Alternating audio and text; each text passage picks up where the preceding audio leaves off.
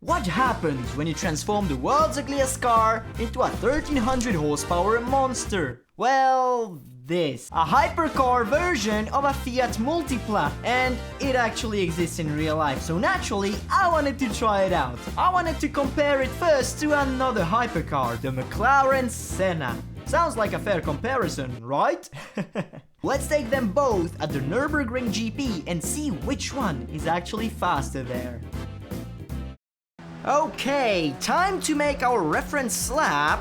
So as I've said, we are aboard of the McLaren Senna at the Nürburgring GP. This thing is blazing fast, blazing stable. It's making such a great noise, and oh my, I'm going super fast, and I don't know where I have to brake for the first turn. Well, seems like I did it right, but oh my, you know why they call it a hypercar, and I'm completely missing my apexes, but no worries. Everything is going according to plan.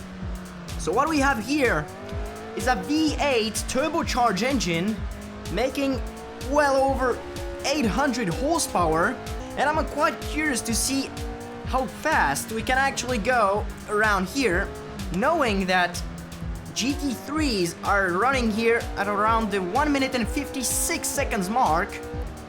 Wow, this thing is quite hard to stop when you see how fast it is, but it's super stable. You can see that this car was made for the track. Coming in, the Schumacher S's had to brake a little bit, not something you have to do with GT3s actually. So the car is extremely powerful, but not as stable as a proper race car. You can feel it. Even though it has active aero, the car likes to slide around a little bit, but my goodness, what a speed here! Over 260 kilometers an hour. Let's brake a little bit early. And there we come on the last straight. Let's see how fast it is. And we've done a 158.9. I think we can say this is a proper reference lap to test our Multipla against. But I'm quite curious now to see if we can beat this with the Fiat Multipla and its 1300 brake horsepower. Let's see. Do you hear this? This is what a 1300 horsepower Fiat Multipla sounds like. It is brutal. But let's see how it behaves on a racetrack, which I'm quite a bit more worried about. So let's take it quite slowly for the first lap, because I feel like it might be quite hard. Slowly. Oh, it likes to drift too. Okay, this car will be hard to control. We also don't see anything from that cockpit view. Remember, we have just a hugely powerful family car rolling with a rocket bunny kit on a racetrack. This is basically what this is. I think the car heavily relies on traction control, because as you can see, otherwise, with all that torque and literally no downforce. Oh my.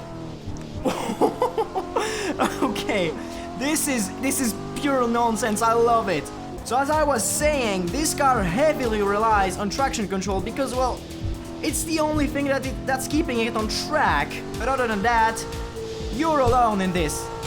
Oh my goodness, this is so intense. I don't know how this will go. Probably not well. And now let's give it all we can. See if we can beat the 1 minute 58.9 of the McLaren Senna. Let's go. Oh, I hope it brakes. Oh, it doesn't brake. Okay. Well,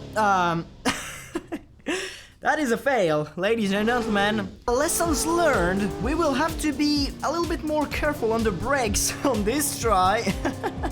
So nice and early. Oh yes, it was well needed. Oh, this car needs 3 business days to stop. Oh, okay.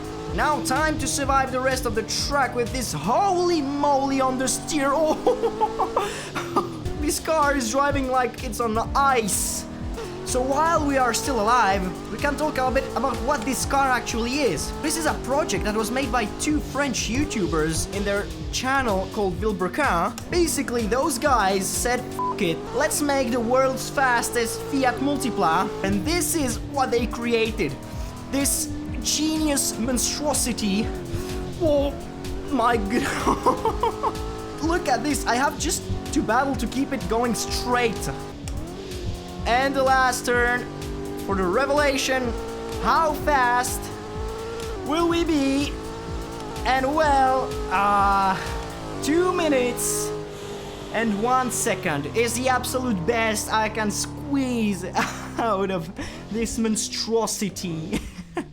But I have another test to see how maybe this car could shine. Pikes Peak, the legendary uphill for any race car to show its true performance on. It has a current world record of 7 minutes and 57 seconds. Can we get close to it? Well, let's see. So we have 20 kilometers of non-stop uphill in this... well, I cannot really call this a hypercar anymore, but in this monstrosity I'm gonna call it. If there's one track in the world that is not forgiving, it's well Pikes Peak. Remembering Pikes Peak is some of the most challenging thing you can do in racing. It's like so confusing. It's turning left, right, left, and you don't even know where you are.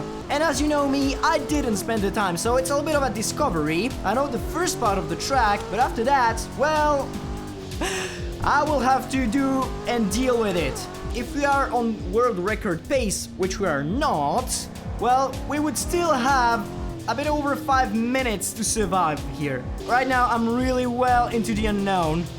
I'm really judging it by the look of the corners, and this car doesn't have the best cockpit view I've ever seen. With that A-pillar just blocking all the left apexes, you don't see anything. Starting to get a hang of it. I mean, getting the hang of not knowing where I go, of course. But it's actually a really great track. Pikes Peak is super fun. Especially with such a crazy car. And now, as you've seen, we're in the second part of the track, where you are over the tree line. No more trees, just a mountain. And the cool thing here is that you see where you're going. Oh, doesn't prevent sliding. But you see where you're supposed to go. Kind of. But it's better than before. If you want to beat the world record, we have 1 minute to go until we finish it. So I think we're not in world record pace. But actually, I'm quite a bit faster than I thought. Ooh, oh no. Oh no, spinning here. Spinning here is dangerous. There goes your good time, I guess. Well, the spin didn't help. But now we're out. For any good time, I can tell you. Oh, a helicopter, hello there. Is this the end? Oh no, it's not. Well, I was hopeful, but for now, we're managing not to... My god, not to die, was I gonna say. And we're still alive, but for how long? That's the big question of today. Oh, you can full send it here though. I don't know if how much it turns here. Careful. Oh, it was turning a lot. I'm glad I was braking early. Oh my days. Oh, this might be the end. And yes, ladies and gentlemen. So that was 11 minutes and 20 seconds, which is super far from the world record. What can I say? We did not beat a hypercar today, we did not beat any world records, but what we did, we had a ton of fun. And I really recommend you to try it out yourself. Link in the description. And until the next video, I wish you guys a great day. So bye bye.